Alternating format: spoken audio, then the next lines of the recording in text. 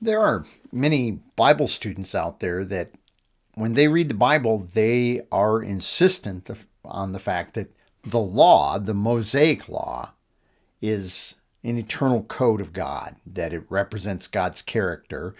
And they insist that you and I are supposed to live by that code. And what we've been seeing is God gave that law to the people of Israel about 1500 BC, roughly, a little closer to our time than that, through Moses. And he hadn't given it prior, and he ended it really at the cross.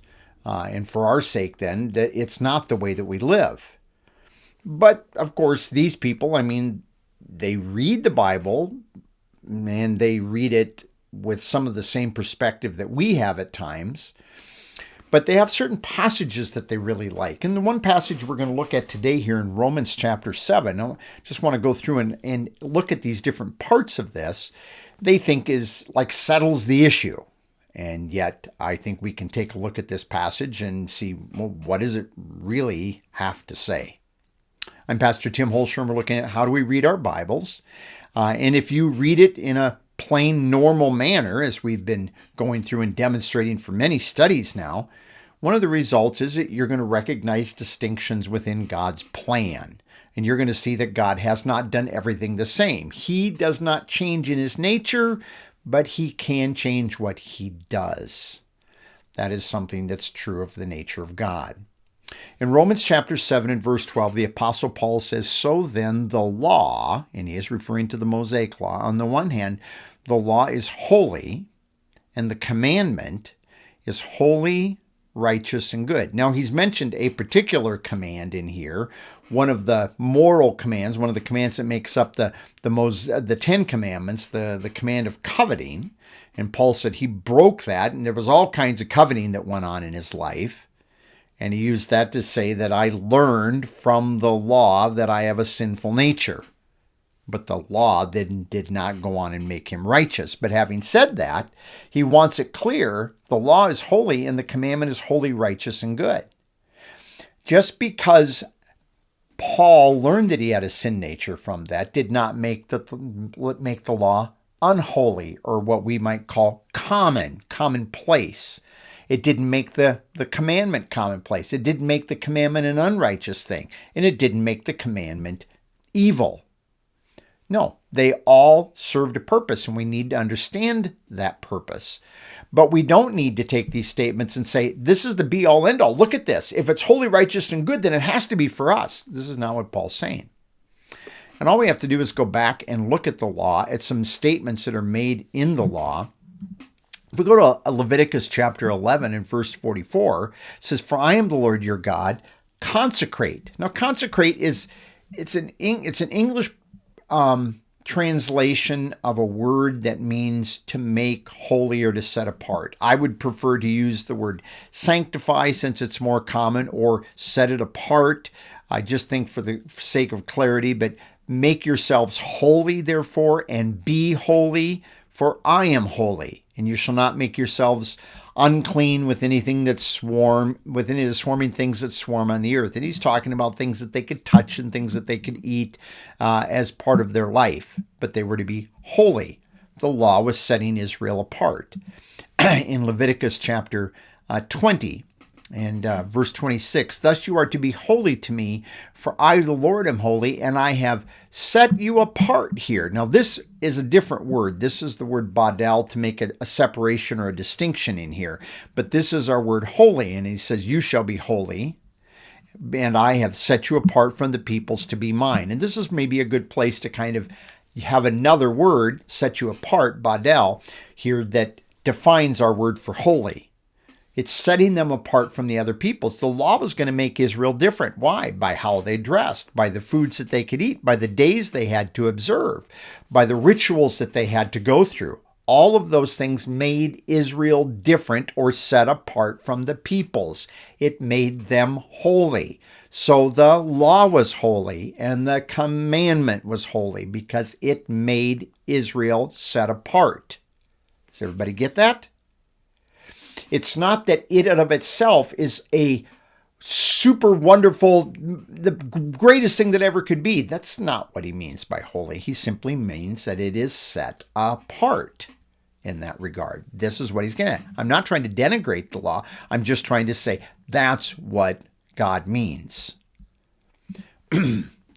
Now, if we come over here to Deuteronomy chapter 26, then it says, "This is the day that the Lord your God commands you to do these statutes," these things cut in stone, as it were, these ordinances or judgments.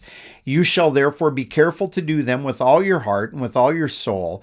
You have today declared the Lord to be your God, and that you would walk in his ways and keep his statutes, his commandments, and his ordinances, and listen to his voice. The Lord has today declared you to be his people, a treasured possession or a possession, as he promised you, and that you should keep all his commandments, and that he will set you on high above all the nations which he has made, for praise, fame, and honor, and you shall be consecrated, or a holy people to the Lord your God, as he's spoken." Notice he's distinguishing you from them because he's setting you high above all those nations.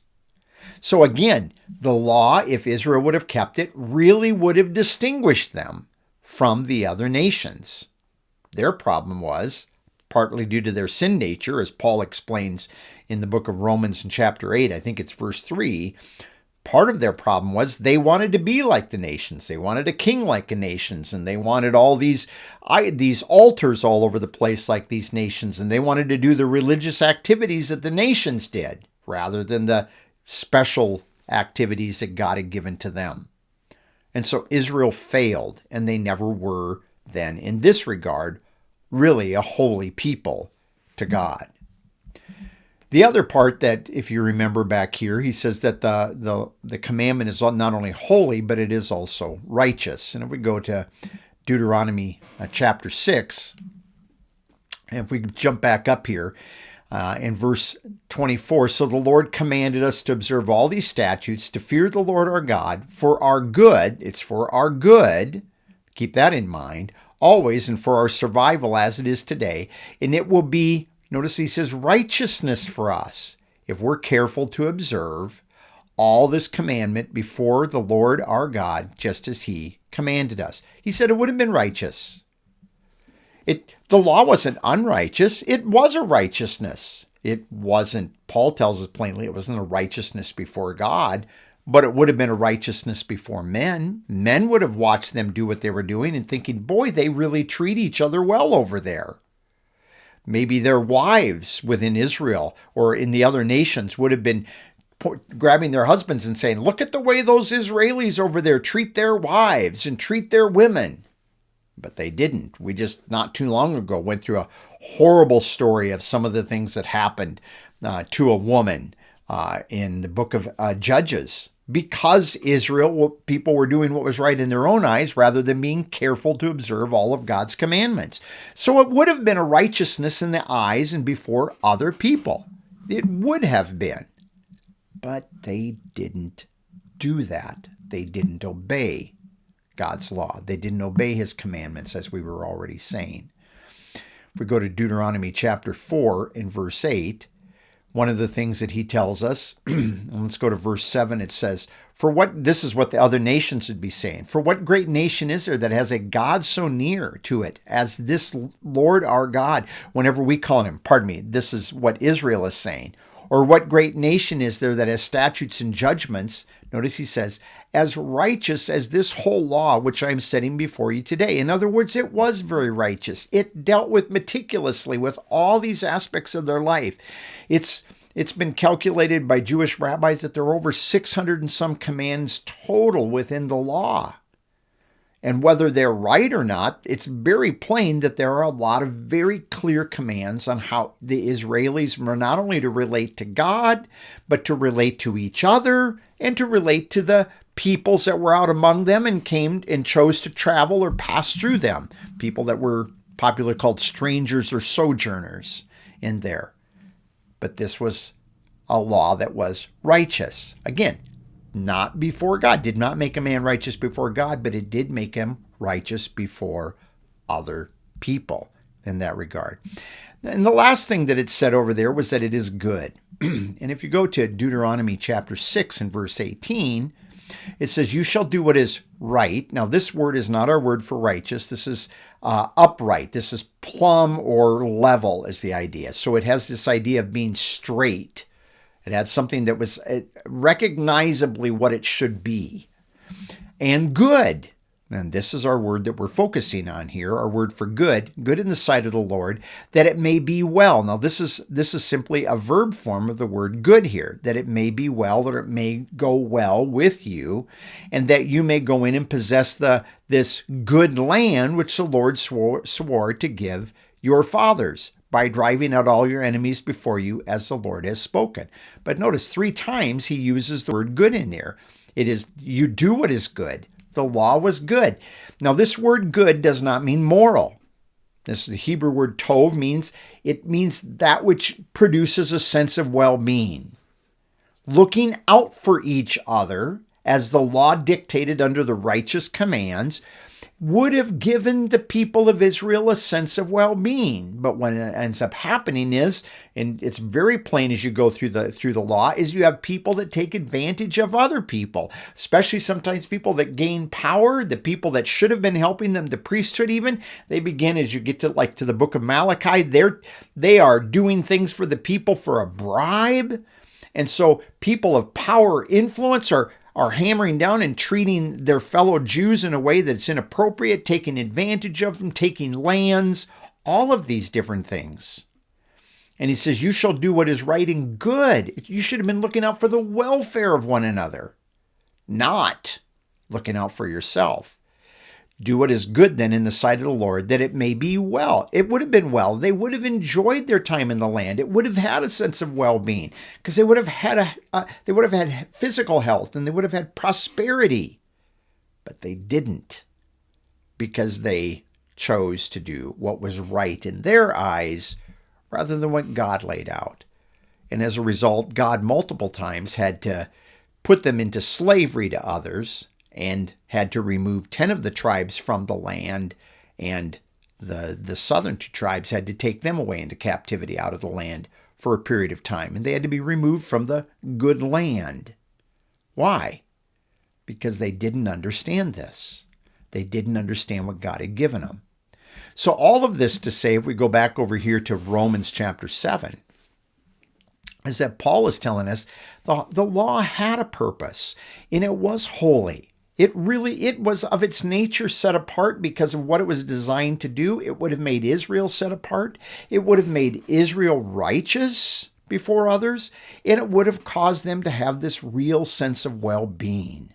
Very similar to the idea that's used here in the Greek word in the New Testament.